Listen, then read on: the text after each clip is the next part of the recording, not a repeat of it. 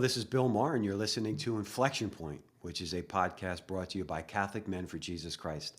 I'm delighted this day to actually be interviewing a fellow Catholic man in Declan Ganley. Declan, thank you so much for coming Great to on be our here, Bill. podcast. You've been so kind. You're flying all over the world, and you're greeting us from Washington D.C. today. Although this will be airing, you'll probably be gone again. So for everyone listening, let me do a short introduction to Declan. Declan is Chairman and CEO of Rivada Networks. He's a man of faith. We're going to talk a little bit about that. He's primarily an Irish telecommunications entrepreneur. He's built businesses across all of Europe and the United States, currently representing Rivada Networks. He actually received the Louisiana National Guard Distinguished Service, a civilian service medal, for his work during Hurricane Katrina, when so many people are still to this day suffering. He was also a candidate for the European Parliament in 2009, and he's taken a stand directly on his faith, in particular when the church lockdowns occurred. So that's a very short bio, and the danger whenever you do a bio is you're leaving a lot out. So apologies up front for that. But let me kick this off by asking you this question. You know, when I was doing some research on you, Declan, you know, that's a big deal, getting, you know, a civilian service award for such a crisis. How did that come about? Oh, that's a long time ago now. It's, 20 years ago, 2005. We had been put on contract with my company, Rivada. Was very brand new at the time. We'd been put on contract by NORAD, US Northern Command, to do their concept of operations and concept of execution for deployable emergency broadband communications. And as part of as part of that contract, one of the things we had to do was assess a good place for an exercise that would be a multi-agency, so between state and federals, including Northern Command, an interoperability exercise, and we had to write up a scenario where they would all have to interoperate. And the scenario we wrote up was a Category 5 hurricane hitting New Orleans and causing a whole set of problems. And we presented it, and that was in July of 2005. And attending at that presentation was one of the U.S. senators for Louisiana, the number 2 of the Louisiana State Police, the head of the Coast Guard for the Gulf of Mexico, Northern Command were there, U.S. Marine Forces Reserve, so state and federal from all over the place, as we talked through a scenario about a Category 5 hurricane hitting New Orleans. And a few weeks later, Hurricane Katrina hit, and we were asked if we would deploy. And although we weren't even supposed to do the first test or trial until the following spring of 2006, we ended up bootstrapping the thing, and we got it deployed, and it worked. And it was able to connect state and federals, and for a while, in some places, it was the only thing that was working, and hence that medal that was awarded afterwards, which credited the team with having saved lives and property because of the ability to enable communications that otherwise wouldn't have been able to happen. It's a long time ago now, and we've moved on a long way since then. Right now, we are building the Outernet. The Outernet is something separate and distinct from the internet. It's the world's first completely self-contained global communications network. It is a constellation of a total of 600 satellites at low Earth orbit. It's higher than Starlink or Kuiper, so it's at 1,050 kilometers in polar orbits, which makes it very different to the architecture that you traditionally see. I say traditionally now, even though LEO or low Earth orbit satellite constellations are quite a new concept. Most of them have inclined orbits, so they go around the middle, where the bit where everybody lives on the planet between between those latitudes. But polar gives you pole-to-pole coverage, also enveloping the whole planet. And we're building an entirely laser mesh network and eliminating what everybody else uses, which is ground relay stations. So instead of the traditional LEO architecture or satellite architecture is bent pipe. So you go from your terminal up to a satellite. The satellite then looks to land you into a ground relay station, and then you're in the internet like everything else, and you're on subsea cables and etc. This would take you up to the satellite, then you stay on the laser mesh network, and you can be routed in any direction over the poles, in another direction, etc. So long story short, this is the world's first completely self-contained communications network. It will be at any distance greater than 2,300 kilometers. It will be the fastest network in the world. It will be the lowest latency network in the world. And because it doesn't touch the internet and doesn't use ground relay stations or subsea cables, it will have the smallest attack surface from a cyber perspective of any communications network in the world. So this is public, so I can say this. We announced our first contract with the US Navy a few weeks ago, and we have a pipeline of MOUs. These are not contracts yet, but on the way to being contracts, to a value of just approximately $14 billion of demand right now. And we have a series of launches commencing soon that will deploy this infrastructure. It's very different from Starlink. People say, oh, that sounds like Starlink. Well, it's got the word satellite in it, so yes. But Starlink is an excellent consumer broadband service that provides internet around the world using ground relay stations, subsea cables, and everything else, because it's basically it's kind of like a last mile solution. And it's Starlink will have 2 billion plus customers eventually. What we're doing is government and enterprise focused. We will have maybe a few thousand customers at most, but there will be very large enterprise customers and government customers that have that prize the added security, speed, and lower latency that you get over the internet. So that's what I'm doing for my day job. It's funny. What's the timetable for this? Like when? I'm sure we're deploying. So we've got licenses out of frequencies. These are global frequencies, but regulated out of Germany and is the large one, and then also a little principality called Liechtenstein, but it's a global license. And this will be operational in 2026. Wow. And my gosh, do we need it? It's funny because I just was on the radio on my way over here today, and they were talking about all the bad players. So I'll leave it at that. That are in a cyber way completely infiltrated our grid and all these different systems.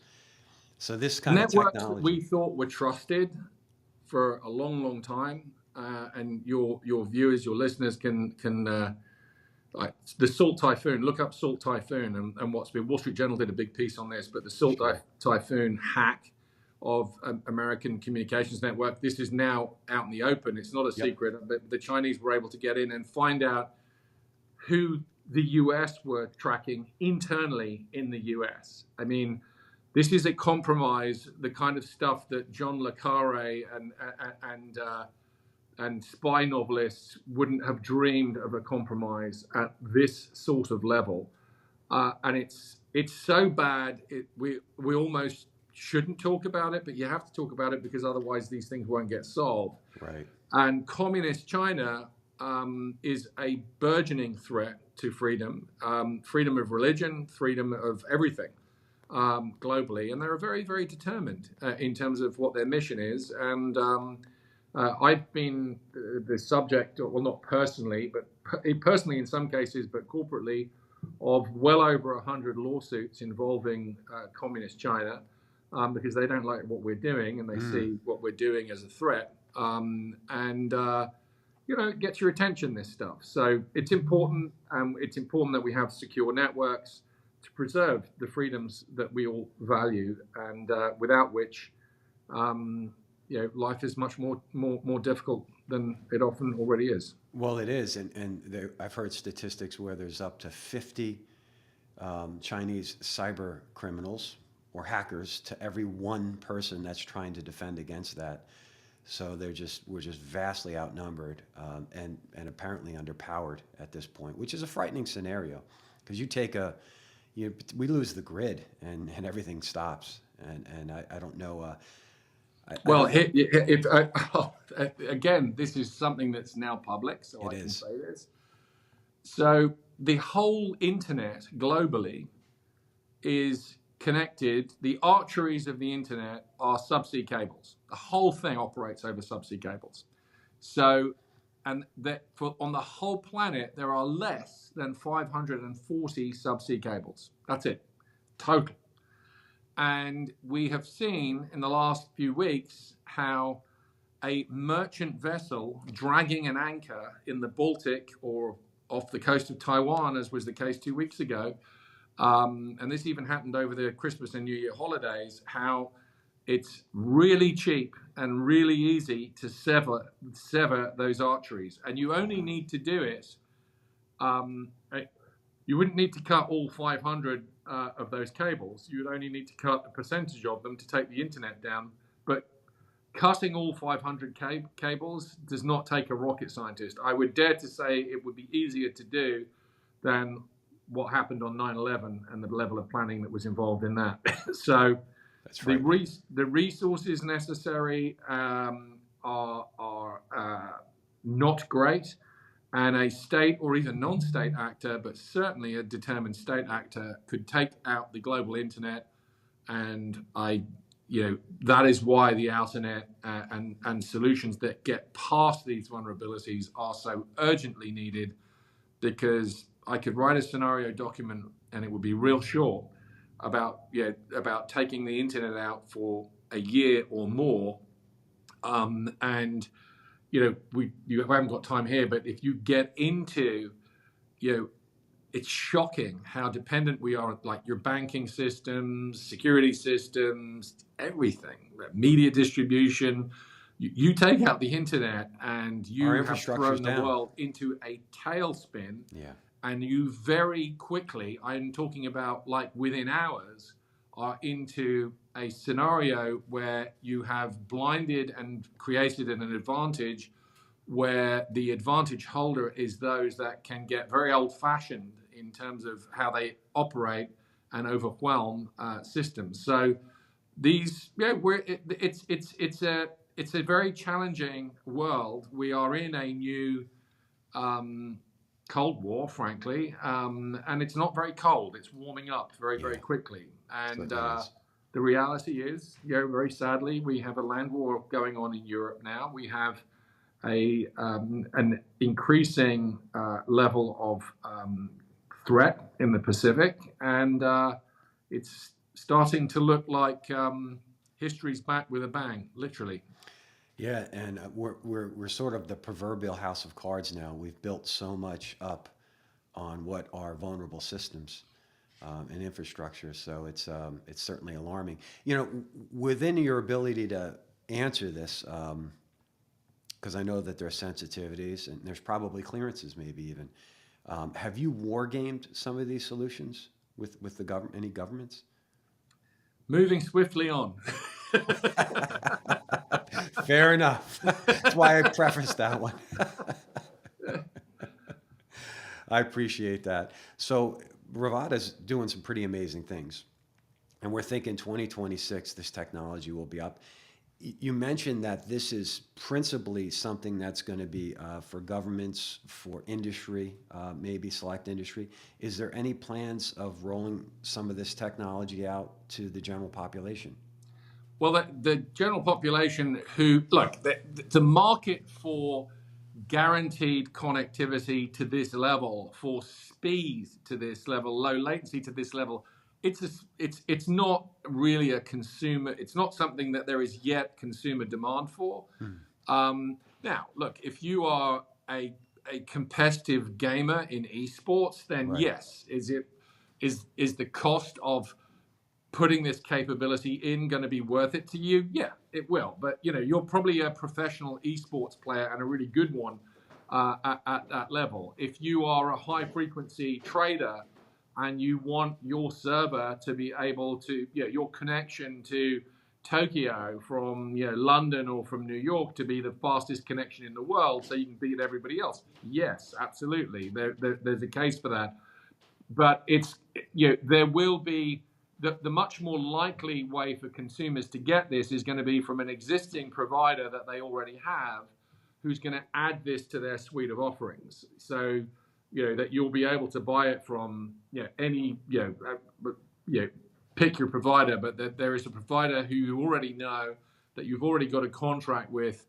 that will be able to offer you this level of service with a service level agreement and contract if you want it. So they are what you might call resellers, but this is a service that you would be buying from consumers where they would want that type of service, would be buying it through them as a premium offering. But it's not designed for purpose for consumers. It's more than a consumer needs in terms of speed and security and latency. That's not to say that there won't be, like I'm sure there will be various private yacht owners who will decide that this is something that they absolutely have to have. Right. But it's not going to be it's not going to start off as a consumer offering. Understood. So indirectly, the possibility is through other entities. Yes. If you want it, you can get it. Yeah. You'll just have to be willing to pay for it. Understood. All right. I have to ask you this question because every little boy growing up thinks of how they would love to be in space or connected to space, whether that's an astronaut or what have you. You're getting into space. How did that happen? So, well, it's funny because a long time ago, during the collapse of before the collapse of the Soviet Union, when I was starting off as a 19-year-old in 1987, I was working for a Lloyd's Marine insurance broker in London, and I was a tea boy. That was my job. I was making the tea and coffee. That was basically it. And I was an avid reader of communications papers, magazines, etc. I'd been in the Irish Army, National Guard, and I dealing with communication stuff in an artillery regiment. And communications radio links were always vulnerable and something that you had to think about in these during live fire exercises.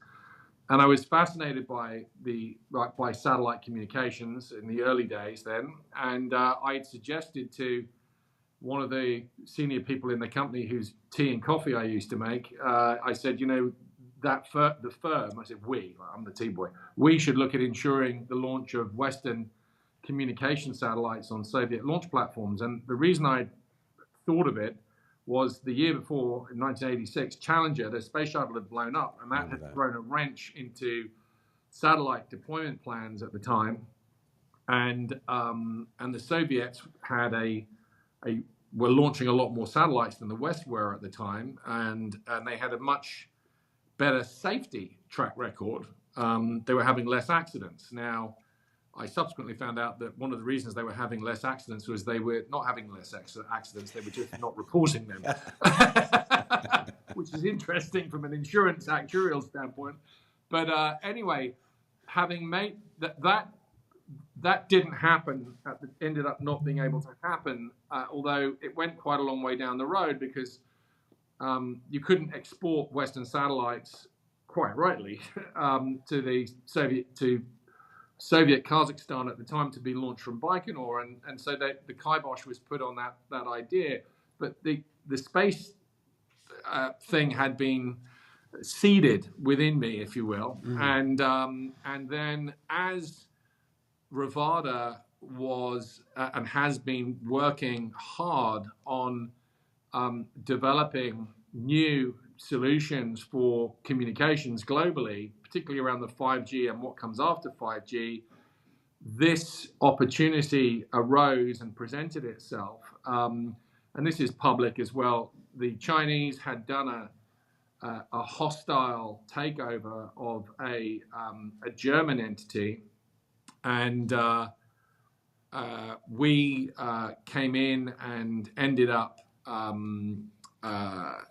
providing a better plan and solution than the Chinese had, and we were able to move forward with this project, and it is, suffice to say, no longer in Chinese hands.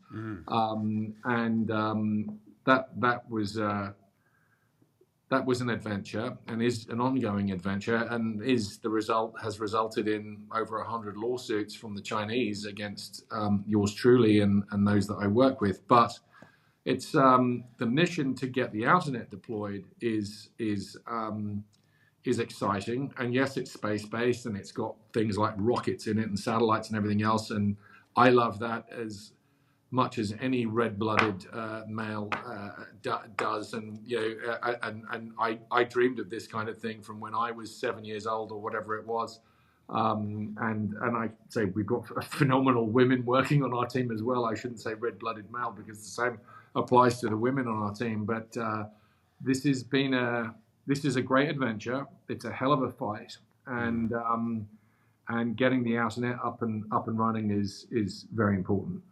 No doubt about it. It's exciting stuff. And, it's funny because you guys are innovating, coming up with new technologies.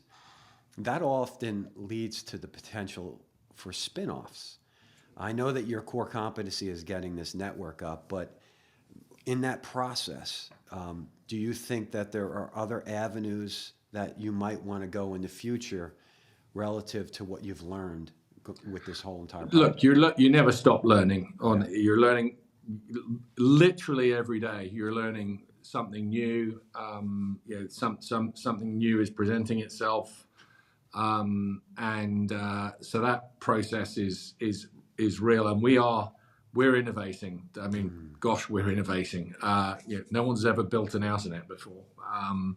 So, are there spin-offs? Other avenues that present themselves all the time, non-stop. So the discipline is not doing them. Yeah, so you can accomplish your task. Like you could go down, there are these avenues and roads that are presenting themselves to you all the time. And it's to have the discipline to know what your mission is and what your core mission is, and know, okay, this is what I got to execute on. And yes, there are all of these avenues that one can pursue, and there are all of these really cool and interesting things that you could do, and all of these use cases. But we're putting up a piece of we're building the Alternet, which is and that is a game changer. There are going to be whole new businesses, maybe even new industries that will be created because of the capability that the Alternet brings. So the fact that you will be able to communicate. Well, think about this. Think of the new industries that exist and the businesses that exist because of the internet, which has come about during our lifetime. We were adults when the internet really came along. I mean, I remember being told about email for the first time. I remember it really well. And going, okay, that sounds good. I mean, the Alternet is, and look, this has transformed the world of business and commerce. The Alternet's going to do the same. It will probably have an effect on the same scale. I could sit here and talk to you for the next 5 days about potential use cases and ways that might happen. But I can tell you this, none of it will happen unless we actually turn the thing on. So that's the mission, right? Get it up, get it turned on, and make sure all the pieces come together so that it becomes a reality. Then the spin-offs that result from that are multiple, and I've no doubt that they're going to keep presenting themselves. But we've got to get the main mission done first. No doubt about it. That's the core competency, and the world needs it for sure. Yes. So let me start the process of shifting gears a little bit. What motivates you? What gets you up every day? I wake up every morning and I go to sleep every night with a prayer. And what motivates me? I'm a Roman Catholic. I'm a father. I'm a husband.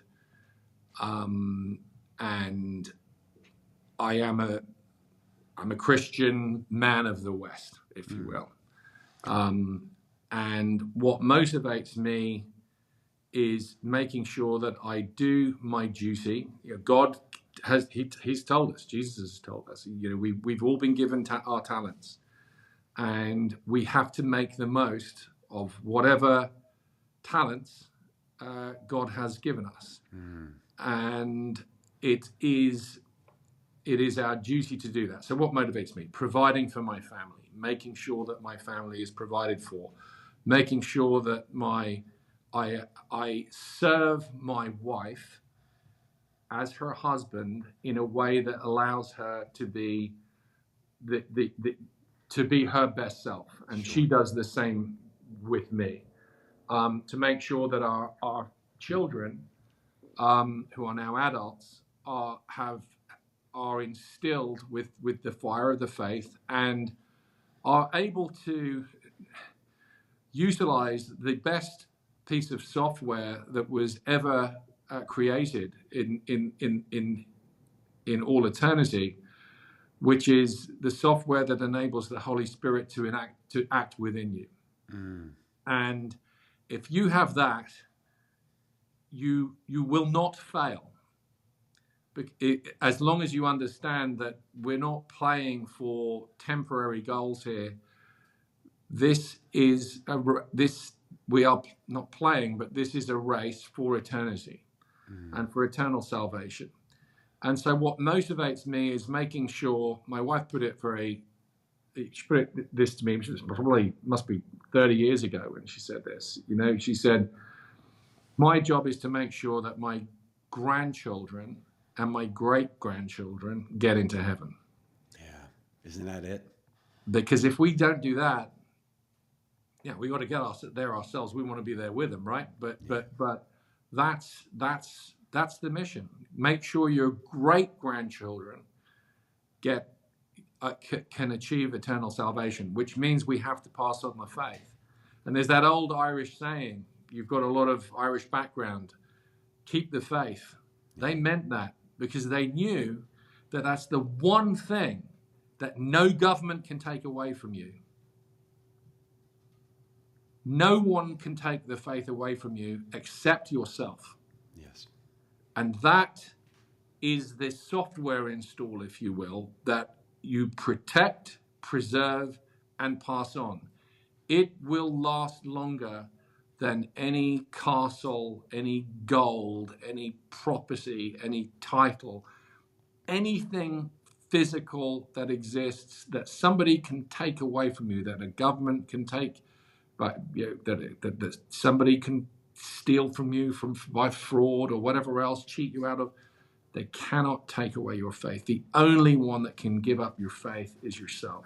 Yes. And to install that, to make sure that the treasure that we have been passed on of the faith is passed on to our great grandchildren. Because, look, of course, first and foremost, you have to have it yourself. Yeah. Because unless you are the example, it's hard. It's much harder. It's a much harder challenge if you are not the example in your own family for the next generation to understand why it's so important, why it is the recipe for success, why that no matter where you get dropped or whatever happens to you, whatever challenges life throws at you, that if you have the faith, you are equipped for anything. Dungeon, fire, sword, sunshine, good times, whatever it might be, that if you have the faith, you will succeed in the ultimate goal, which is achieving eternal salvation, because that promise has been made to us. Well said. There's a few things that I wanted to comment on that you mentioned. Actively living in that reality is critically important. You sort of intimated around that. And I don't mean that in a Pelagian way. I mean that like the scriptures, Ephesians 2:10. For we are his handiwork, created in Christ Jesus, for the good works that he has prepared for us in advance, that we should live in them. So much of our life is just saying yes to Christ. What he is preparing and putting before us, we can either say yes or no. Yep. And it reminds me of one of Christ's parables of the talents. You mentioned the talents. And it haunts me, the idea of burying a talent. It should haunt everyone. We don't bury our talents. We use our talents. We invest them. And you really you talked about that. That's one of the ones that haunts me.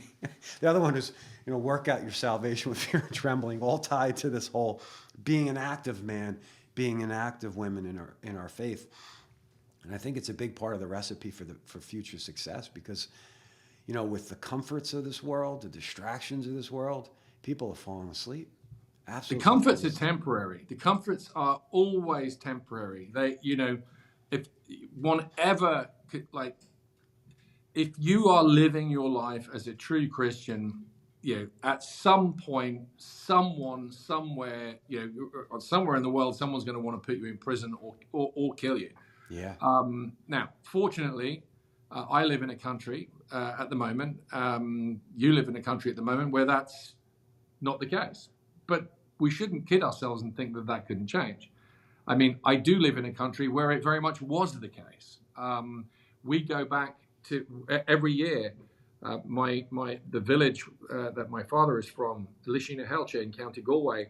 We go and there's a mass held at what we call the Mass Rock, which is in a field, in a kind of hollow in a field, in our little rural village in the west of Ireland, and we go there to remember that for over 100 years, well over 100 years, the only place that you could practice your faith, be seen to be practicing your faith at the Mass, was in secret by a priest that would come there in secret during what they call the penal laws in Ireland.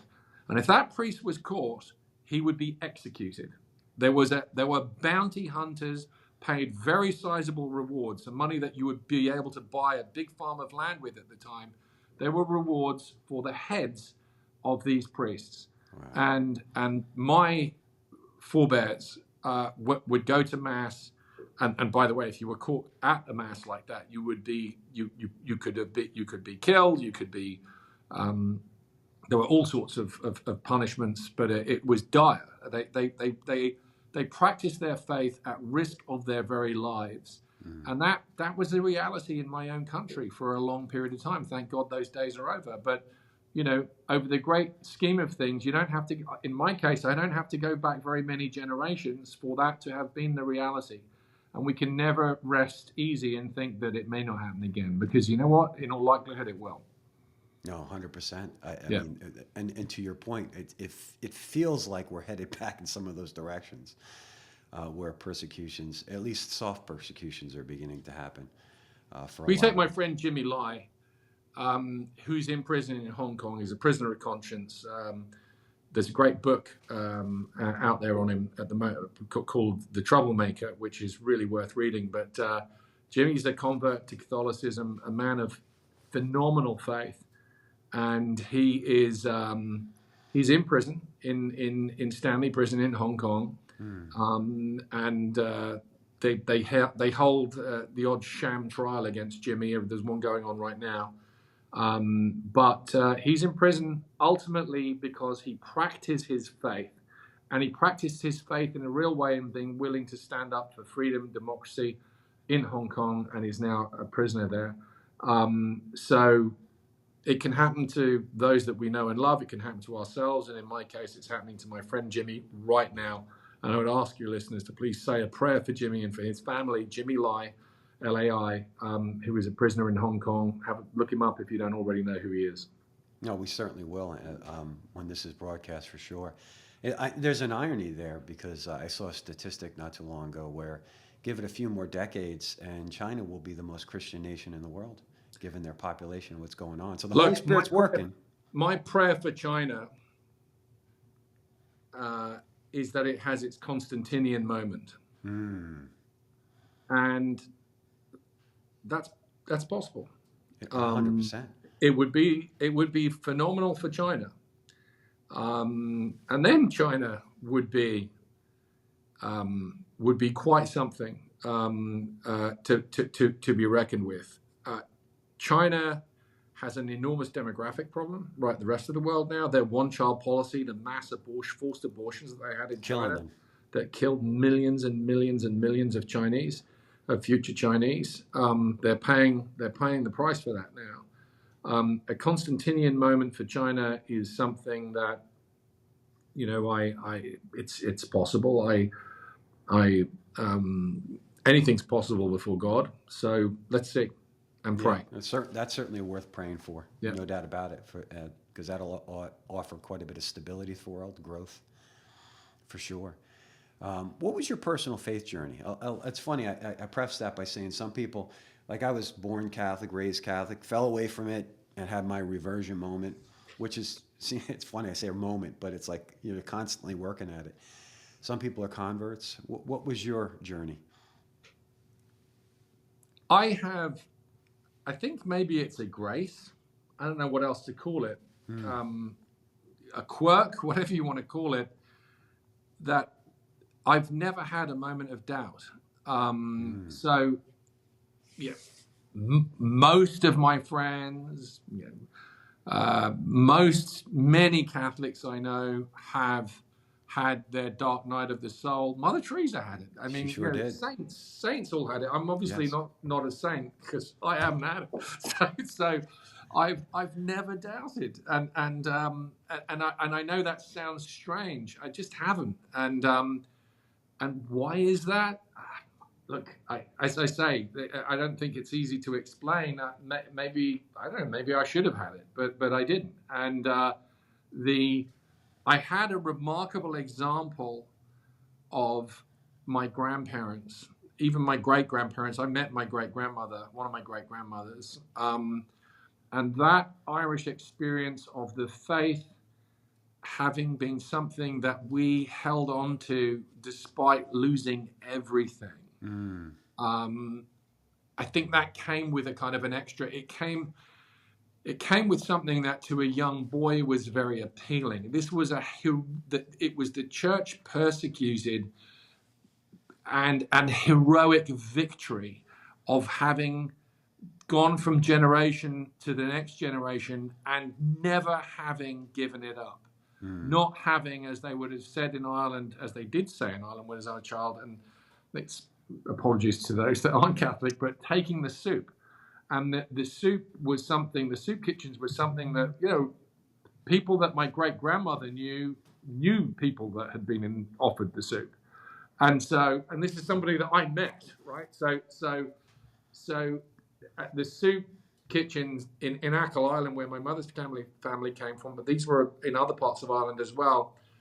During the Irish famine in the 1840s, people were starving to death. They were dying on the sides of the roads. And these soup kitchens would set up, but some of them required that you renounce your faith, that you renounce your Catholic faith, and that you become something else in order to be fed. And some people did, and some people didn't. And it was a story of a heroic struggle, if you will, that I absorbed very young. And when you are taken to that place where your great-great-grandparents or your great-great-great-grandparents had been to get to attend Mass in secret, in hiding, going back a few generations, that leaves a very, very deep mark. And so for me as a boy and as a man, the Catholic faith that was instilled in me appealed to me in a very masculine way. It was heroic. It was a warrior faith. And the saints that were held up as examples were saints that I found very appealing. And so I think that probably helped me a lot, because it was rooted both spiritually, but also in the land and in the history of my own family. And so I think there were multiple levels of appeal and attachment that in my case probably made it quite sticky. Yeah, I don't know if that makes sense. There is a rugged nature to the Irish faith because of the suffering Yes. The Irish had this. I mean, I've climbed Croagh Patrick, beautiful experience. Been to Skellig Michael, been up there. You look at some of the great Irish saints; they suffered. No, they did.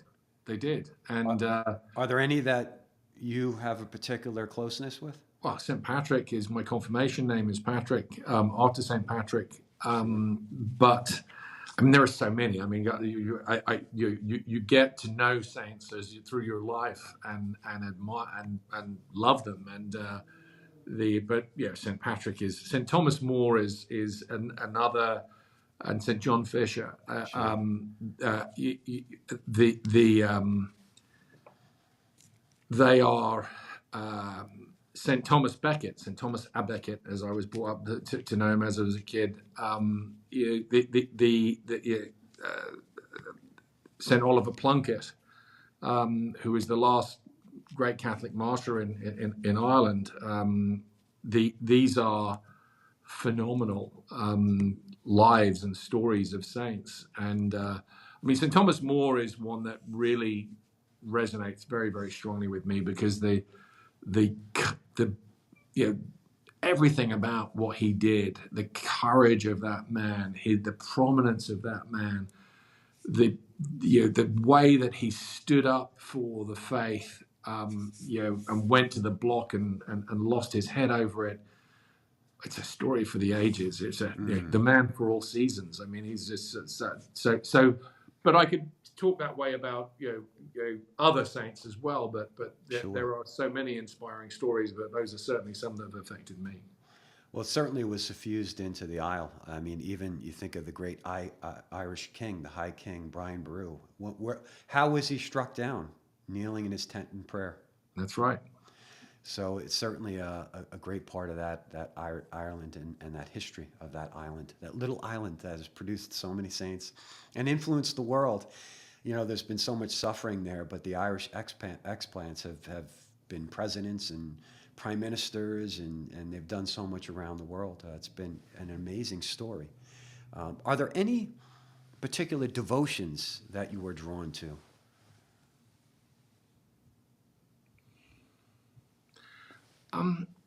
Any particular devotions? I would say I'm a very broad spectrum Catholic. Well, what I mean by that is the rosary. Like for me, No. I the mean, rosary, the chaplet of Divine no, Mercy. for sure. I mean, the daily rosary. It's very much. I reach into my pocket to pull it out, and I realize it's in my coat. But no, I pray. The last thing I do is pray the rosary before I go to sleep. And I pray it when I get up in the morning when I'm brushing my teeth and shaving. It's the way I begin and end my day. Or if I'm on a long drive somewhere, meditating on the mysteries of the rosary are important, and you saying it every day so that it becomes a habit that you can't live without is I'm there, and it's so if there is a day where I miss it, I feel this I feel a kind of emptiness, I need to do it. So and it sustains you. It will. You say the rosary every day, and it will make sure that you will live a better day because of it. We're all tempted to stray. That's for sure. All the time. It's a constant battle. But on a day that you say the rosary, the devil's job just got a lot harder. Yeah, what did Padre Pio say? The weapon. It is. Rosary. It is. No doubt about it. Yeah. No doubt about it.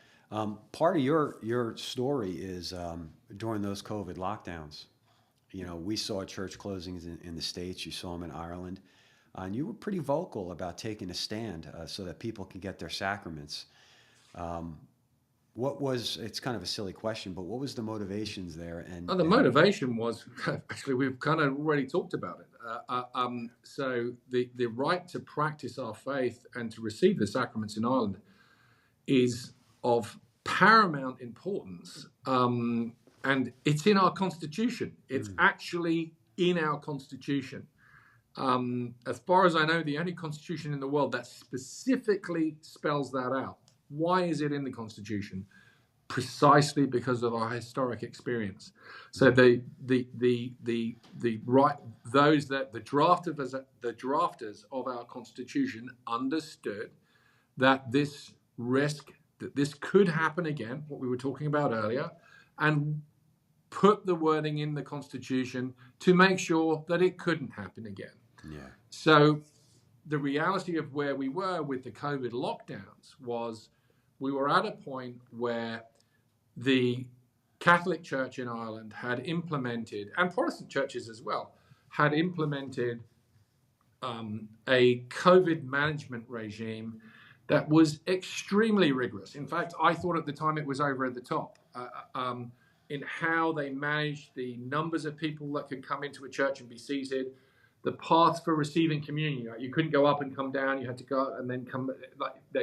The fact that you could gather, that people would be kept outside of the church and in their cars, and communion would then be distributed, but that the mass would be broadcast over a loudspeaker system if the church couldn't accommodate people that were socially distanced enough and everything else. They did a phenomenal job. There was no other institution that on its own came up with a COVID mitigation system like these people did.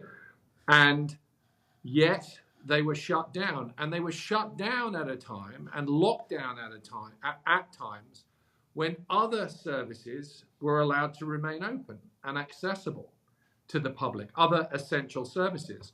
Well, for somebody for whom practicing their faith and receiving the Blessed Sacrament is something that they require and is more essential to them than anything else, it was decided that it didn't matter what they thought, that they considered that essential. The government didn't consider it essential, and it denied their right to attend, quote unquote, a public mass.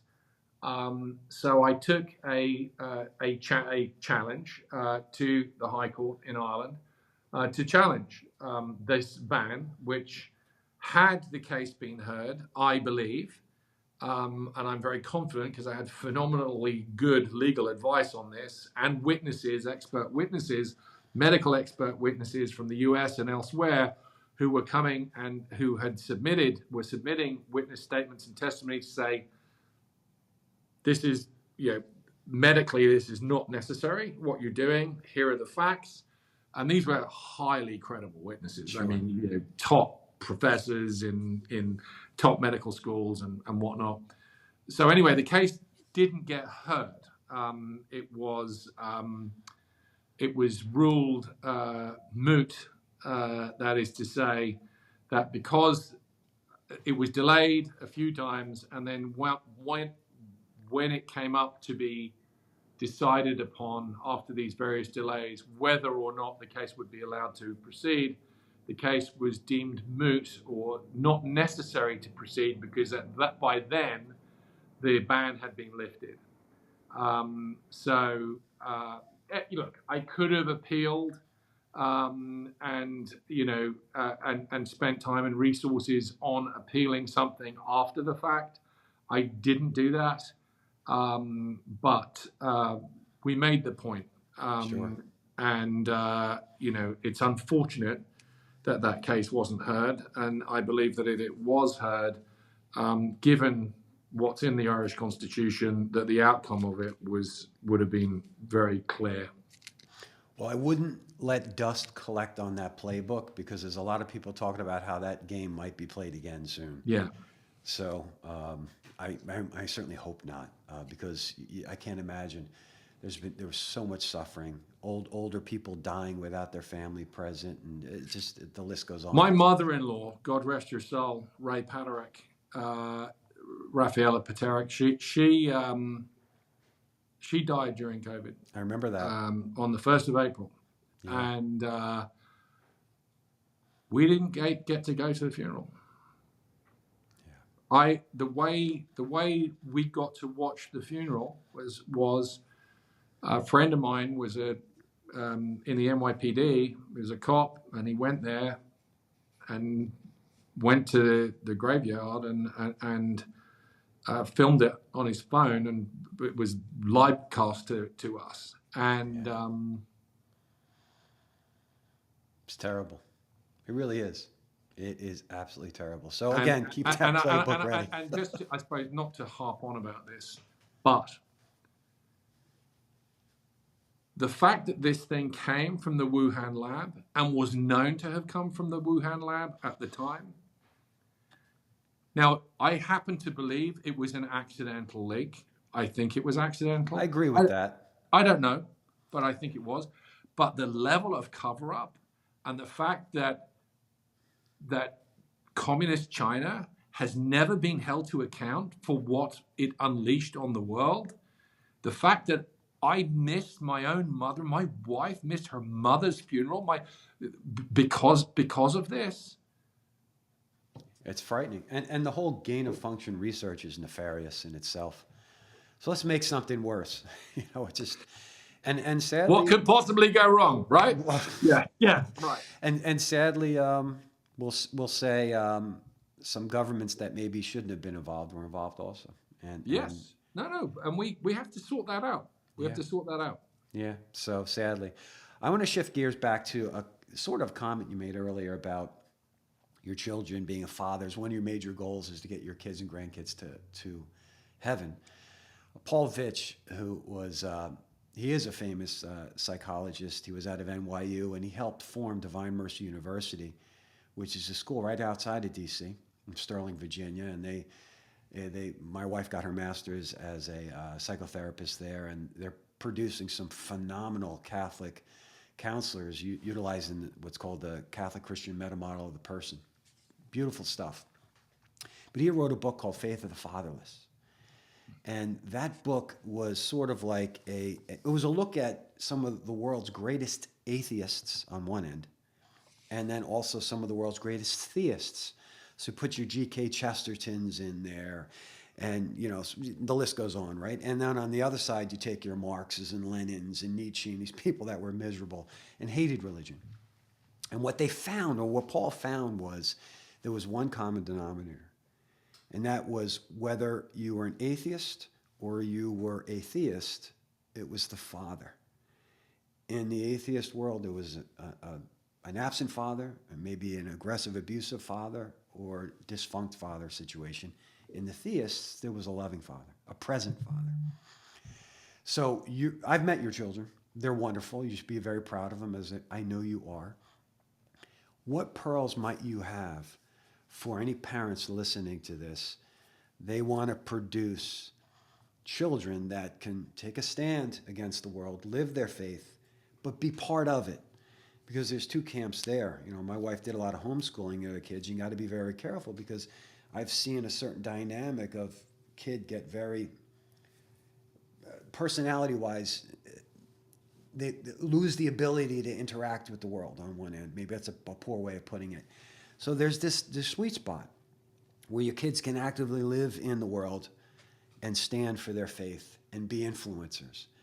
And you're doing that. And what pearls might you offer to parents?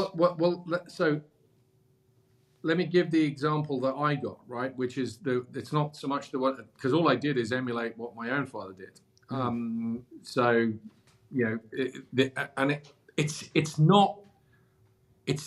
it's not hard. It's not hard. That's the good news. This is actually, you got to show up. And in my dad's case, what was his example? I saw my dad is the straightest arrow that I have ever met in the world, bar none. I've met popes, and I didn't feel the same way about them as I feel about my father. This guy never wavered, not one single day. Wow. Yet he has lived a joyful life. But what was his life? What has his life been about? His family, his wife, his children, his faith.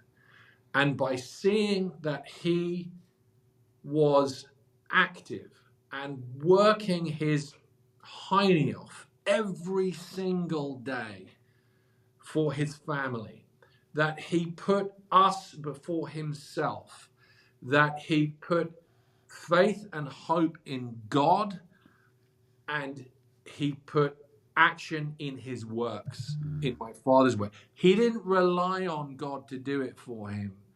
He went out and he did it. He worked like there was no God, and he prayed like everything depended on God. And that example, to me, my father's still alive. That's a massive blessing in my life. But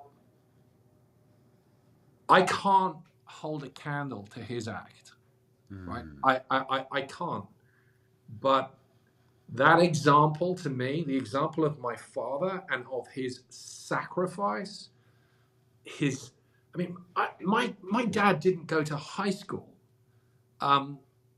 but yet the first person that I ever heard say something as profound as, "I will believe the Soviets when they take that wall down."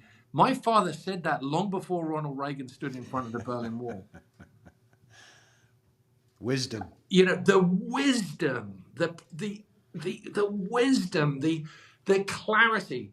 My father, treat women, the girls that you go out with, treat them as you would want them to treat your sister, or as you would have wanted me to treat your mother. That's how you deal with them. No pornography, never a smutty word. Not just stayed a clear path. Now, my father never drank in his life.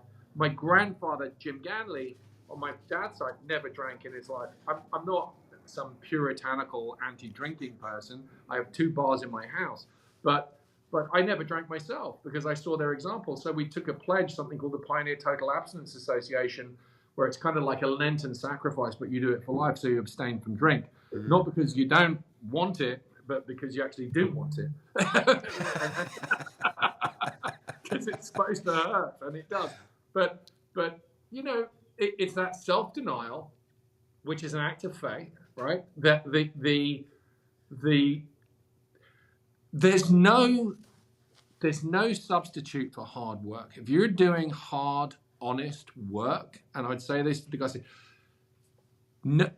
going out and working your ass off for your family is much more important than knowing how many candles there should be on the high altar for a high mass.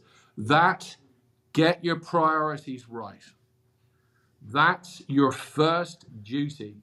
And I would say to the young men watching this, you're called. Maybe you're called to holy orders. Maybe you are. Maybe you're going to get a vocation with the priesthood, or to be a friar or a monk or something. Maybe you are called, and you should be listening for that call if it's there. But if you are called to marriage, get married. Go out there, live life. I got married. I was just 25 years old. I was 24, turning 25. Men are postponing life. Yeah. You are going to be an old man. It's going to happen to you so fast. It's going to you're going to go, how did that happen? You've got to get out there every day and live life. Don't postpone it. Leave boyish, childish things behind. It's great advice. And you're never going to be ready. I don't care what they say. You're never going to be ready for kids. Never. My mother, one of the old Irish sayings, and she would always say, with every baby comes a loaf of bread. And you know, with every child, 8 of them, every child that came, either got a promotion or a better job, you know, staying close to St. Joseph and Our Lady, of course, and it always worked out. So you'll never be ready, but just take up the call, answer and the call. The question you should ask yourself, I would say, is ultimately, you know, when you kind of work-life balance, blah, blah, blah, all of this stuff. I was going to ask you that question. Who do you want around you when you are dying? Memento mori, remember your death. Yes. Who do you think it's going to be there? Do you think it's going to be the boss that you worked with for 25 years? They ain't going to, let me tell you now, they're not going to be there. Okay? They're not. true. It's going to be, if you're fortunate enough to die of natural causes in your own bed, it'll be your family. Who's going to pray for you the day after you died? Who's going to pray for you a decade after you died? Who's going to pray for you a century after you died? True. That's what you need to think about the most. No, 100%. I cannot agree, and I mean any more than that. That's a key sentiment right there, because too many people are postponing, and there's a lot of regrets later in life from Of men and course. women that have done that, where they I would have loved to have had more kids. And listen, the bonus is, like you, I started young. I was married at 25. We had a child right away. I'm 55 years, just a couple days ago, and most of my kids are adults. Hey, But for men, I would say be men, and treat women like, stay away from pornography. It's cancer. It's Yeah. an addictive cancer of the mind. It will flood your brain with serotonin. It will turn you into an addict, and it will destroy your life. Yeah. Stay away from that stuff. There's nothing good there. It is a path to personal destruction as much as alcoholism or drug abuse is. Addictive, destructive behaviors. Stay away, and it will warp your view of humanity and of women. And as a man, as a prospective future husband, your job is to elevate and serve your wife, your spouse, your family. That is your duty. They're not there to serve you. That's not what this is about. It's not about personal or self-gratification. It's about sacrifice and duty. And there is nothing more fulfilling than doing that. Nothing. No doubt, to stand and be a man. Yep. No doubt about it. You mentioned pornography. I'm friendly with a few exorcists, and they'll tell you, from a Catholic perspective, which is a real perspective in my opinion, a lot of these pornographic images and videos and so forth have curses embedded into them to make the addictive quality of them even greater. So you can be putting yourself up, not just the normal temptation, make yourself vulnerable, but even a deeper spiritual way you could be much more vulnerable. So take that into account as well. This is completely nefarious what's going out there. So it's working against your brain chemistry, but it's also working against you spiritually. So I appreciate that point for sure. I want to sort of close our interview with a few questions about, beloved Ireland. I've been there several times. As I mentioned, I've climbed Croagh Patrick, been to Skellig Michael. Always go to Cashel. We're Mars.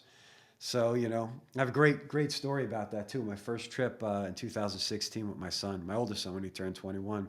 We show up at Cashel, and we go to one of the pubs. I will have a drink from time to time. I haven't taken that call, or if you answered that call. And it just so happens that Tipperary was playing Kilkenny for the hurling championship. And Tipperary was winning. And I got to tell you, when they found out a Maher from the States was there, and there was probably about 5 or 6 in the pub at the time, we didn't pay for a drink that night. Ronan Maher was MVP, and Patrick Maher, and all these guys were on the team. It was a great experience. But Ireland, I grew up, it's funny because American Irish look at themselves as Irish. And when they go to Ireland, you're a Yank. You realize, I guess I'm a Yank. But it is suffused into our DNA, a nostalgic love for the land that our ancestors emigrated from. The great Kamali, as I heard from my mother growing up, being sung, the great poetry. Even when we can, we'll get turf and we'll burn it in our fireplace just to have a little flavor of the country. Yeah, no doubt. What about Ireland do you love so much? Well, it's funny because a bit like your own experience, my accent is a London accent. I'm London Irish. My parents are both from the west of Ireland. My mother's from Achill Island off the west coast of Ireland. My father is from near Glenamaddy, County Galway, in rural East County Galway. But I was born in London because my parents were immigrants to London, and that's where my father built his business. And we moved back to Ireland when I was 12, just turning 13 years of age, but I never shook the accent. So I understand what you call nostalgia, but I think there's a lot to that. When the Irish left in those massive wave of emigrations, they brought their faith with them. We talked about that earlier. Mm-hmm. And they brought their traditions with them, those kamalias, those songs, stories, music, traditions. And the things that were most important they held on to, and the things that were not important they discarded.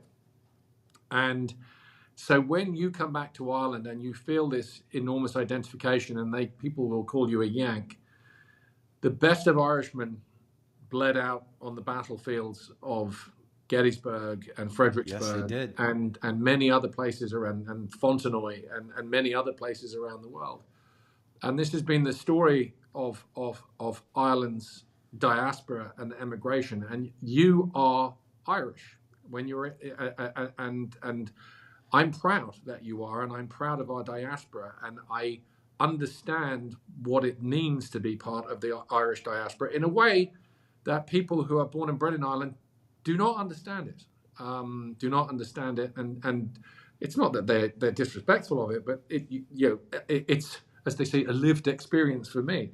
But Cashel, the Rock of Cashel, you've been to Cashel, you know the Rock of Cashel, you've been up there. Well, that actually resonates strongly with me, and this is not something I've really talked about publicly before, but it's my eighth great grandfather, probably my eighth great grandfather. You can never be 100% sure that far back, but this would be my great grandfather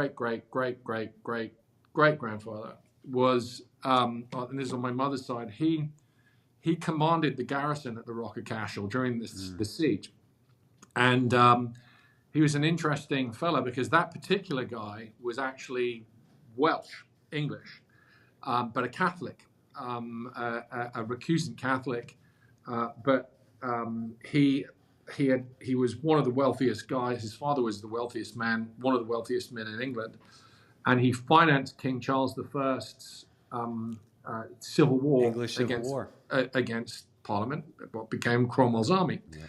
And he was sent to Ireland to raise an Irish army to be brought in to fight against Cromwell in England, and they were not able to get that army raised and over the Irish Sea. But he ended up getting a papal bull from the then nuncio to Ireland and was able to raise an army with what was called the Catholic Confederacy, nothing to do with the American one many years later. That was Montrose, right? Right, correct. And so he commanded the army of Munster, and in commanding the army of Munster against Cromwell, ended up being in command of the garrison at the Rock of Cashel. And there was political intrigue, and they ousted him from the commander's position. So he said, "All right, I'm out of here." So he went to France. And it was 2 weeks later, the Rock of Cashel fell. The siege was broken. The siege was Fairfax took Cashel and killed them all. But because he had been ousted from the command, I'm not commenting on any of the. But obviously, there was a difference in opinion in terms of how the defense should be mounted. But he survived that war, ended up going back to England and ended up in the Tower of London. Cromwell put him into the Tower of London, but he didn't execute him because Cromwell was older at this point, and he didn't get to be executed. And while he was in the Tower of London, he was watching a pot boil, and he was watching the lid go up and down from the steam pressure. And he had the idea to invent a steam pump. So he invented the steam pump, and he patented the steam pump. So the steam pump was invented by a Ganley. Well, he wasn't a Ganley. No, he was his name was Somerset actually. But it was he was my great grandfather. It's just the connection to Cashel, because when I go to Cashel, I think of him. and that story really That's a great story. really resonates with me. But he did end up losing, although he got the patent, all of the properties, the estates, everything. He lost. So Parliament had taken it off him, and he never had it restored back to him because he would not renounce his Catholic faith. That was a big deal back then too. And that's his father, after the Battle of Naseby, which was the first big battle of the where Parliament defeated the Royalist side in that civil war. After Naseby, the King Charles came to what was my ninth great grandfather's castle, Raglan Castle in Wales, and he said, you've been a great and noble, whatever, blah blah blah. What can your king do for you? And he said to him, keep the faith. Defend the faith. He meant the Catholic faith. And because there was, the thing is, the Stuarts were ultimately removed from the throne because James II was a Catholic, because they were never considered trustworthy enough to not be Catholics. So that's a sad story. Yeah. The English story with the faith. No, It really is. but anyway, sorry. I know that you asked about Ireland, but when you talked about Cashel and being there, but what does Ireland mean for me? I love Ireland. I would take 1,000,000 bullets for Ireland. I mean, it's what can I say? I mean, I love my faith the most. Yeah, my on the Maher side, I guess it was the potato famine. They came in 1853 to the U.S. But on my mother's side, my great grandfather came here in the 1930s.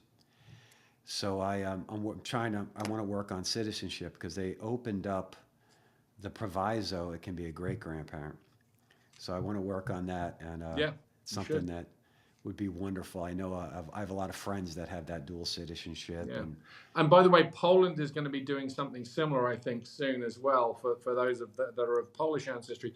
So there are ways to build those connections. But look, if you're an American, for those Americans here, America it's the ultimate. It has its flaws, it has its weaknesses, but if you're American, God has blessed you. Oh, no doubt about it. Yeah. 100%. 100%. It's the least worst system in the world. Well, they all are. We're waiting for the great monarch, right? That'll be the best. But maybe my last question is the faith in Ireland. I was a little struck when my first trip. I went to Mass in Cork. 2 other trips I went to Mass, and in one of my trips I went to a parish for Mass with my kids, and there was no priest there. There was nothing. But I was always struck how few people were in Mass. When you think of Ireland, at least from this side of the pond, you think of the faith. Where's the future of the faith? Well, that's happened in my lifetime. So when I was in my teens, and you went into my parish church, then parish church in Glenamaddy, everyone went to Mass. It was like nobody didn't go to Mass. Now, there were probably people going to Mass that probably shouldn't have bothered, right? They were going because it was expected, but not for other than that. So, the Mass attendance in Ireland, some elements of Catholicism in Ireland were very tied up to nationalism and politics, as it was a national kind of identity. It was, being a Catholic was more about not being a Protestant than being a Catholic, and it was about proving that you weren't a Protestant, and that's an extremely unhealthy way to approach your faith. And so there was a winnowing out in that regard. Then you had the abuse scandals, which, were and are appalling and should have been dealt with. if there's a member of the clergy that has committed, I can tell you a story about my dad. We're nearly out of time now, and this was in a time when nobody said anything about these things. And here's another example of my father. There was a priest in a parish not far away from us. It wasn't our parish, but it was a parish not far away. And there was somebody had died, and locally who was very well known. And there was the Irish wakes are huge things, huge affairs. People will line up for half a mile to go and pay their respects at a wake. I mean, it has to be seen to be believed, and especially in the west of Ireland, where I'm from. So there was this huge wake line, waking this person who had died. And this priest, who was very quietly known to be interfering with, that the stuff had gone on with a child, a young boy. He's coming down and he's working the line like a politician. Big, gregarious character, and everyone's dutifully shaking hands and how are you, Father, and everything else. And he comes up to my father in the line, and my father grabs him by the jacket and he pulls him right up to him, put his mouth up to right up to his ear, and I won't repeat what he said to him. And the priest shot back like this, in shock, when my father told him what would happen to him if this continued. And then he carried on, he recomposed himself, and he carried on working the line. Wow. But that's my dad. Well, And influence on you. Those abuses were the work of evil inside a great country and a great faith. Yeah. And so we have to rebuild from that. And the good thing about what you experienced is that the Irish church, the Irish Catholic Church, it was the state. Because after we declared independence from the British, we had no state. Frankly, we didn't have an elite worthy of the name. Yeah. Insofar as that we did not have this enormous cadre of a capable population that could run institutions and businesses and everything else. The church had to do it. That's where the elite were. These were people that were trained, they were educated, etc. And they stepped in and they filled that space. Healthcare, education, all the vital stuff. The only thing they weren't able to provide was defense. That was something that was done by the laity, if you will. But everything else, that whole fabric, the church stepped in to fulfill it. So it became the establishment because it had to be. There wasn't anything else to fill that space. Right. And it was corrupted as part of the establishment. So now the Irish Catholic Church is no longer part of the establishment. And not only is it no longer part of the establishment, it is actually despised by the establishment now. That's a good thing for the faith. That is a good thing. Because we get back to first principles and what we really need to be about first and foremost. Yeah, if they persecuted me, they'll persecute you. Yeah. If the world's on your side, you're probably doing something wrong. Hey, look, as a Catholic, if they are lauding you and telling you and giving you prizes and telling you you are the greatest thing since sliced bread. Yeah, no doubt. Well, I want to really thank you for this time. You've been extremely generous. No, thank you. I want to put it out there for anyone that listens to this to pray for Declan, pray for Rivada. You know, he's doing something that's going to make the world a better place and will directly affect everyone listening to this in a positive way, especially with all the nefarious stuff we talked about that's going on behind the scenes. But most importantly, he's taking Barb spiritually. And economically and with suits and things like that. So pray for this man that he can accomplish his mission as a businessman, as a father, and as a Catholic. Thank you, Declan. I appreciate it. Thank you, Bill. God bless you and God bless your family. And to all those that watch and see this, God bless you, God bless your family, and God bless you in whatever it is that you're doing in life and whatever mission you're going on. God bless you. Keep the faith. Keep the faith.